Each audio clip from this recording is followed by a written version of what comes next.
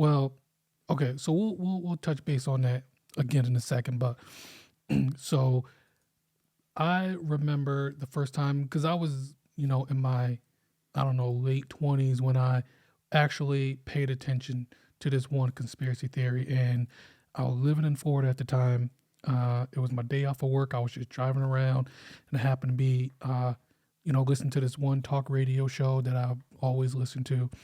And at the time, I was like pulling into the gas station parking lot. I was going to go inside, get a drink or whatever. And it was a bright, sunny day, no clouds in the sky. And I lived in Daytona at the time. And Daytona has a aeronautical university.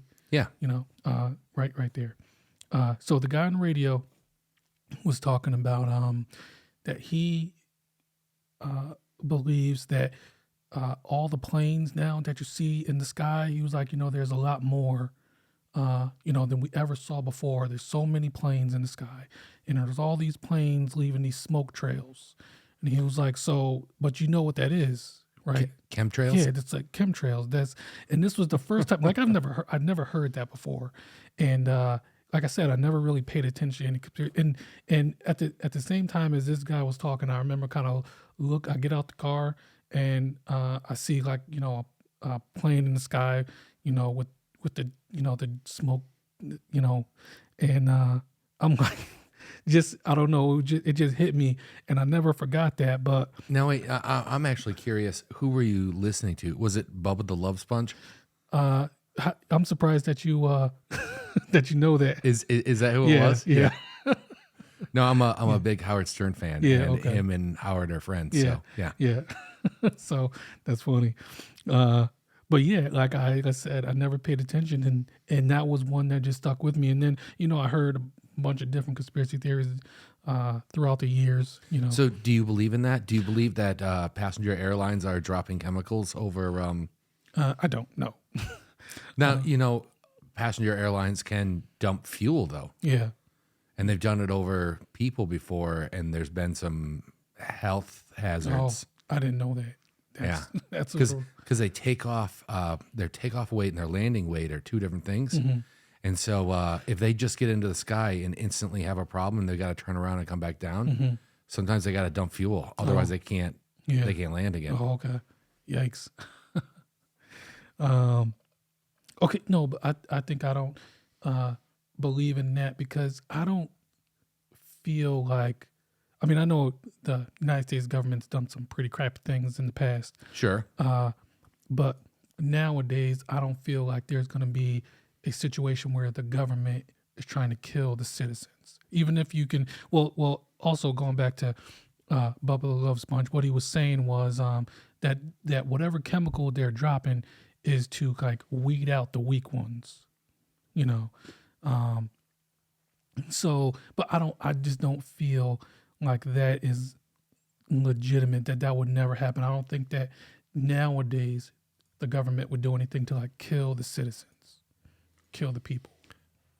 So he was basically saying this is what? So they can just get rid of the lowest level? I guess. I guess I'm a little confused. Well, like what would that buy us? Yeah, exactly. That's the thing. I don't understand. That's why I don't believe in that, because I don't think that there's a situation where you can successfully, like, even if, so say that whatever chemical that they're dropping, I don't know. I can't even get into that because that doesn't make sense to me. So, but I think that's why it stuck with me, because I felt it was so absurd. And like I said, that was just the first time I paid attention to conspiracy theories and like that people actually believe some of these things. There you go. So this is, I'm showing you a picture now. This is one of the conspiracies I used to believe in. Mm-hmm. So I've always been like a huge, like a airplane nerd, like space nerd also. Mm-hmm. And I believe it was in the early 80s, there was a line item that showed up on like a military budget, Mm-hmm. but it was referred to as whatever the project code name was, and the project code name was Aurora, and everybody jumped on the bandwagon and started speculating what Aurora could be.